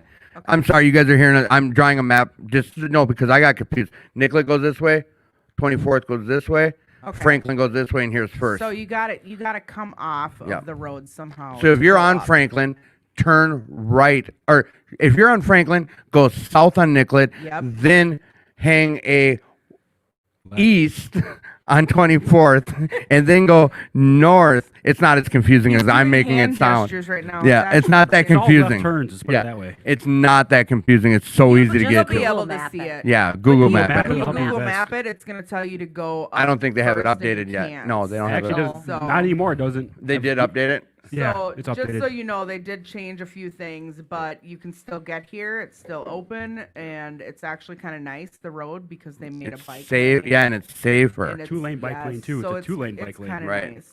So I do want to bring something up here, just because I just keep looking at it, and it's just I can't stop laughing. Why do you have a phone in front of you? Oh, you jerk. What? Yeah, You so- have a What's house- phone in front what's up of with this you. house phone in front You of mean a Tim? house phone? Yeah, it's not a cell phone. I feel like I'm staring at one of those old time Zach Morris cell phones from Saved by the Bell. Zach Hey, Morris. do not diss Saved by the Bell. I love Saved by the Bell. That's my. I used It to watch him going looks to like school every day. it looks like That was my Tim go-to school downgraded store. to one of those Zach Morris. It's one of those It does Zach not. Morris. It does not. No, it does not. Do you even Too know small what or that too looks big? like? Too small or too big? It's not even round. It's No. right in the middle range. There you go. So listen. No, it's not. I sell them. Okay, well, no one heard what I of said. I course was you do, quiet. Elena. No, you don't. Okay. Just stop. Yes, why you do do. you have a Why do you have a All right, house phone? a house phone. All right, so listen. Here's the deal. Yeah, too. This funny story you got coming up. I have a job, and Well, I that's went to good. my job today, and shows after I met with family for dinner, and I picked my friend up for dinner. We went to dinner with my family. Before I came to the club here, I stopped by home to let my puppy out, I love and that puppy. that puppy, there's lots of people that care for that puppy. So when I got home, I left my cell phone in the vehicle. This is a lame story. It's not even funny. I left my cell phone in the vehicle. I got in the house. I picked up the house phone to call mommy or daddy and say, hey, the dog is being taken care of. I got it covered. I let her out to go pee and poo or pish and make. And I did that from the house phone, but I took it outside with me when I took the dog out to go potty. When I was done on the phone, I put it in my pocket. And then I was rushing because it was like 22, and I also got my package in the mail. Whatever, that's even another side story. So then I hopped in the truck, and we got here and go to, check my pockets for whatever, and I had my house phone on me still. That's why I accidentally brought it with me, because I'm a space head. You thought it was a cell phone. I thought it was something else. Of course. A you house did. phone. Weirdo. All right. Whoa. So last thing I'm going to talk about here, and I think Jess said it, but I'm going to also just read it because Kyle did make a good point. We were talking about selfless, selfish, blah, blah, blah. There's a part of integrity that isn't talked about enough. People always say that doing the right thing when no one's looking is integrity and the, selfless thing. The part that's missing in that is being the same person no matter who's around, meaning always holding the same values and morals no matter what. In capital, no matter what. He makes a good point, though. He really Right. does. It's easy to put on that mask or put on that show of, yeah, I helped XYZ and not even say nothing, but do it all the time. Like some of that, I don't really believe that term, fake it till you make it. I said that about religion. I said that about a lot of things. Oh, I'll just fake it till I make it. However you want to word it. You just keep doing esteemable acts. You know what I'm saying? Like, you just keep doing them. For me, the more I did them, the more it just became the norm. You start, you stop lying. The more you stop lying, the more common that is. Like, I just don't lie no more. You start helping that old lady across the street or donating or giving blood or doing these things that are good for the right reasons, no matter what, all the time. It just becomes normal that you change, that psychic change. Like, it's a good thing, I believe. Yep. Right? Yeah. Anyway, Absolutely. so Matthew, Yeah. before we wrap, is there anything you'd like to share with us or talk about? Because I know you do something usually every week, and tonight we're not going to do it during gratitude. I would like to do it now. Yeah. So I'm just gonna cover like the service, like going back to the service work, like so everybody that's listening knows like I volunteer up here every Thursday, so like I've been coming to this club since June, so like everybody knows me as like I've been Rambo. coined the nickname Rambo because I came up here in the summertime wearing bandanas, so that's like my nickname It was. is. Okay. Even without him on, I still get called Rambo, so it works. But like, so if you're up here on a Thursday, like I work the front desk, so like you're gonna know who I am when you guys walk in. I wear some flashy clothes I have on tonight. Are them Zubas? No, they're not. They're called American Locker Jeep pants. Actually. Okay. They look like it though. They look like comfortable. Zubas. Yeah, More definitely comfy than my comfortable. work pants. Oh, they're comfortable. Like I can sleep in these. but I You. don't. So I'm gonna leave you guys with this quote because I think it talks just touches the subject of self-care. So it's easy to show kindness and love others when you first love yourself. Mm. I mean, that's like the foundation of like NA, like or any fellowship. Like if you can't love yourself, you can't love others until you love yourself. Hell yeah. You know what? And I always preach that about NA. That was the group that loved me until I figured out how to love myself again. Like certain rooms I went into, Yep. they didn't care. They showed me what love was until I started truly loving myself. Like that's a good quote, bro. what they Read it did. again. Yep. So because they do that for the newcomers, like because newcomers always come into these meetings and they don't feel like they're loved, but then they leave and they feel like some form of love from one person or the entire group at some point. So here it is again. Easy to show kindness and love others when you first love yourself. That's what's up. Elena, tell me, that's what's up, right? That's what's up. Thought so. So, That's a lot better than last week. Jess, is there anything that you would like to share or talk about before we wrap things up? I know this is spur of the moment and I didn't talk to you about before the show, but thank you for stepping up and being on the show. Is there anything that you'd like to say or quote or whatever? Anything? No, I'm just happy it's Friday. Ah, you stole some of Elena's thunder. Sorry. I you're like her good. even more. You're good. You're all good. Don't worry. Thank you for being on. So, Cheryl, we will try to get that link on here. I'm gonna see Matt. We want to hop back to your the producer chair and see if you can get that link reposted for Cheryl. The please visit http://givemn.org. Yep. I got And then hop back. Yeah. Oh, all right. So with that, we're at that time of the hour that I'm going to say, Elena, what are you grateful for this week? I'm doing things a little different. Just what are you grateful for? What am I grateful for? You'll see why I said you stole their thunder. No, I always say I'm grateful for the weekend, but that's okay. I'm still grateful that it's the weekend. Yeah. I'm just grateful. I'm grateful that I feel a little bit better. I'm grateful that I don't have COVID. I'm grateful that I have amazing friends. I'm grateful that my sponsor's husband is doing a lot better. Curtis M. Yes. I'm glad you're doing better, brother. I did go see them on Sunday, and I got to hold the lizards. And Tell him COVID's no joke. it's no joke. It's no joke. His oxygen level is a lot better now. He's still on 3 liters of oxygen, but he's up to 90%. Which he was only at about 80. Yeah. So he is doing a lot better. So I will see them again on Sunday, which I'm really excited about. And then, yeah, so I'm just going to hopefully not have to shovel 3 inches of snow tomorrow morning. Oh, how dare you say that out I loud? know, but it's going to be 55 on Tuesday. So So just wait. It'll melt. It'll be gone. All right. Well, So yeah. awesome sauce. Matthew, what are you grateful for this week? that I'm a resident of Minneapolis now, for sure. Rah, rah. Because that's officially taken care of today. As of 4:30 this afternoon, I got taken care of. I'm also grateful for my relationship with my girlfriend. She's super Things supportive. going good? Oh yeah, way better. It's like she comes to meetings here and there. Like Awesome. we were up here to, yesterday at for the 6:30 meeting. So we pick because I volunteer, so she comes up here when I volunteer. Like at that time. Sometimes we go on the weekends. Like we spend a lot of our times together on the weekends. So it's like more like self care for me and self care for her to spend time together. Oh, yeah. Because I can't like spend like every day up here. So people start. Yeah, no, you can't. You get burnt out, bro. What? People think I live up here when I'm up here every day of the week. Because, Elena, that's what's up. I'm grateful for my family because they're so supportive of me. Like I actually have to like actually call my mom tomorrow and figure out some Christmas plans so I can go down for Christmas with my girlfriend and spend the weekend up there with her. So for Christmas.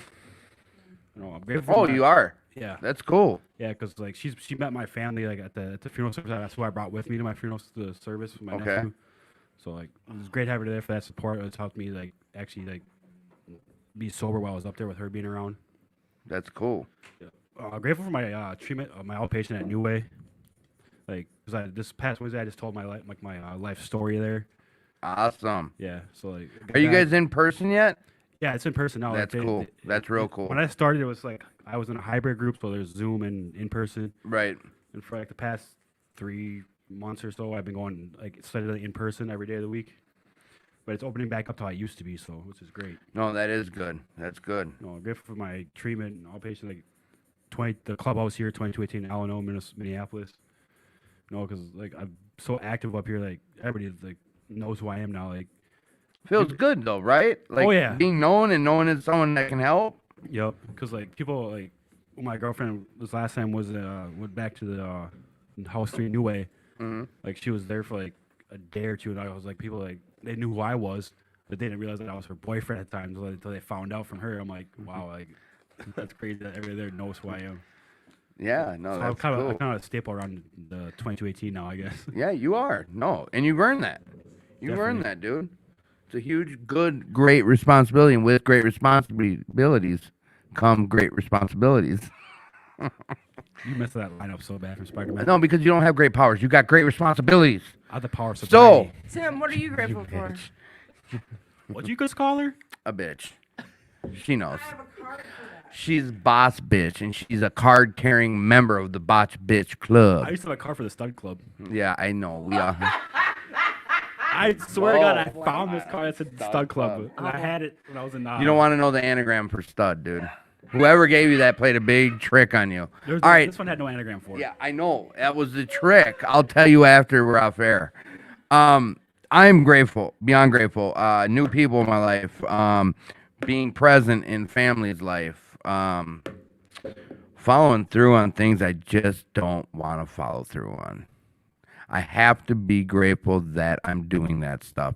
I don't have to be. I get to be grateful that I'm following through on things that I don't want to deal with. Responsibilities I don't want to have. I get to do it. And at the end of the day, like, I'm grateful for that stuff. I'm a mama's boy who's very grateful to have my mama. I know a lot of people don't have their moms. I know a lot of people don't have their dads. I know people deal with a lot of loss, and that's a part of life. It's unfortunate, and I get to cherish the moments I have with my parents, and I'm just real grateful that I have them in my life. It's something that I can't put words to it, but I can just say, like, Mom, I love you. Dad, I love you. And I'm grateful I get to say that in person. So, yeah. I'm also grateful to have this opportunity. I don't share much about that, but I'm really grateful that I have more than 2 people listening to me babble for 2 hours. And I'm also just grateful for everyone that's been part of the show, that's always part of the show. Like, Kim checked in tonight. That's awesome. Like, all these people, man, and if I did not get to you or say your name, just know that, I'm grateful for you. And you are loved. And you're never alone. So with that, Jess, what are you grateful for? That I gotta go home soon and have some ice cream. this little ice cream girl. What, do you have It's ice cream? Friday. What kind of ice cream? Oh, I got Pavarotti. Where's that from? What is Pavarotti ice cream? Pavarotti is from Sebastian Joe's. And What's I- a Sebastian Joe's? Sebastian Joe's is an ice cream shop off of Franklin and Lindale, I think. It's one of my favorite ice cream shops. I'm And from up north, so I have no idea. Oh, what's it's in great. that ice cream? Like, what's the flavor? What is It's that? like banana, chocolate, Chocolate chips? chocolate chips. I know, because I don't get to have any. That sounds like something that Tim would be eating at like 2 in the morning, watching flippin' what's that show? Family Guy. Or Rick and Morty. You know it. Rick Like, and Morty's the shit. Pickle Rick. Pickle Rick. So what else are you grateful Favorite for? episode. What else? Family, friends, the weekend off. Mm. Yep. Work weekends? No, she has. I have. Yeah. I have worked a lot of weekends. So you get but to appreciate I get to not- appreciate yeah. having this one off. That's what I get. Yeah, no, Cool. not this one. I Right, get it. I worked weekends for 20 years. I said no more. right, exactly. Yep. Sound like I you're put in my oppressed. time. No more. Yeah. Thank you, Jess. Okay. With that, I think we all said what we're grateful for. Do you have a buzzer beater, Tim? Yeah, but not yet. It's not buzzer beater time. It's time to say, do you know who our next week's guests are yet? Is it locked in? I do. Let's promote a little next week. Oh my gosh. So next week, Next week is November 19th. All day long on the 19th. It's going to All be the week. 19th. And next week we are going to have Rick and Jesse back here. Oh, that's right. Rick and Jesse weren't going to come back until December, but they did say that they could fit us into their schedule. They're busy this time of year. Yeah, because just let me So- real So quick. They messaged Yeah. and said they'd be able to be here. Because Rick and Jesse are the ones who run the 4-step workshop here Yep. at 2218 on, I believe it's Wednesdays, Yep. and it's the business. Like when you hear that, go back to our shows. I think we've had them on now twice. There's some of our most popular shows that we've had, but they share basically straight knowledge, big book knowledge, personal experience knowledge, and it makes break down. sense. They break down the big. Yeah, books. it makes, to a guy like me, it makes sense. And like they always say it's a simple program for complicated people. Like I'm a complicated person trying to hear some simple shit complicatedly, if that's a word. They're good. Like tune in. Like I wasn't able to be here the last time they're on the show. It was one of the only ones I took off for.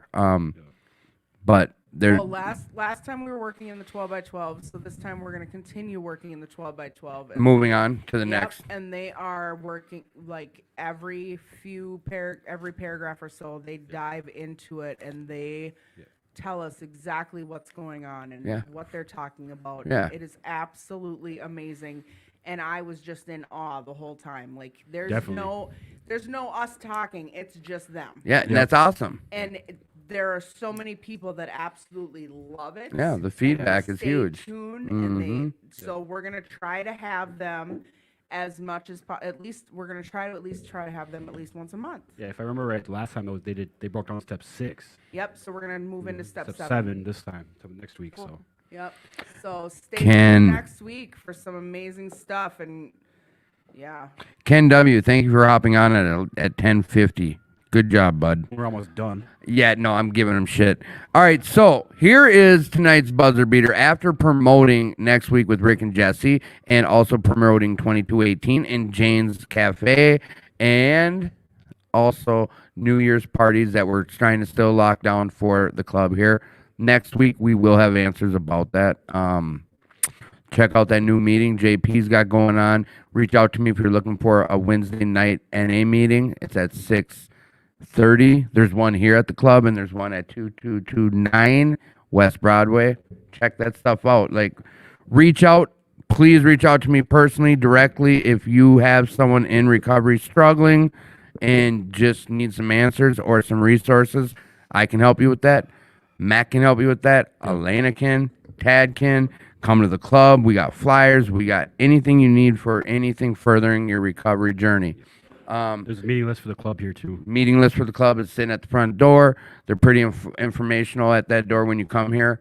Tonight's buzzer beater, kind of a good one. We're going to go just like this. Matt, Elena, what? We're pointing there. Listen, we're going to go like this. You. Now, here's how buzzer beater works. Top of your head. This is so easy. There is no I don't knows. So, and it's corny. Matt, if you could have a different first name, what would it be? Go. Kyle. Go, Jess. Anything. Come on. George. Oh, George. I know a girl named George. Elena. What's your Oh, name? yeah, I was like, Elena. The name Constance. Constance. I like the name Skylar. That's my niece's name. And I know a boy's named Skylar too. That's my niece's name. Yes, it is. Just like George. yeah. Now, what'd you say? What was your name? Constance. I know Constantine, a guy, I'm gonna and start calling you George. Oh. That's gonna be your new nickname. George. I think I might call her George too. No, you are not. Yeah, Georgette. All right, so Jordina, thank you for coming on tonight. I totally appreciate that. Like, I know it's spur of the moment, and I do appreciate you stepping up. I really do. Matt, thank you for stepping up. Elena, big shit boss bitch, and that's out of love. You know that. So anyone listening, I'm not calling her that. It's the, I'm sorry, I didn't mean to say that. Anyone listening, you are loved. You're not alone. You're worthy. You are. Like, you belong. So just please reach out if you're struggling. You're never alone. This thing of recovery, we do it together. Arm to arm, shoulder to shoulder. Like, just reach out if you're struggling. Like there's always a better way. Come check us out at the club. Reach out to me personally. I think we've given enough information about making contacts. Just don't stew in your own shit. It's not worth it. Just come be part of something. Get outside yourself. Get comfortable with being uncomfortable. You're not alone. You are loved. Thank you all for listening and everyone who supports the show. Absolutely. Rah rah.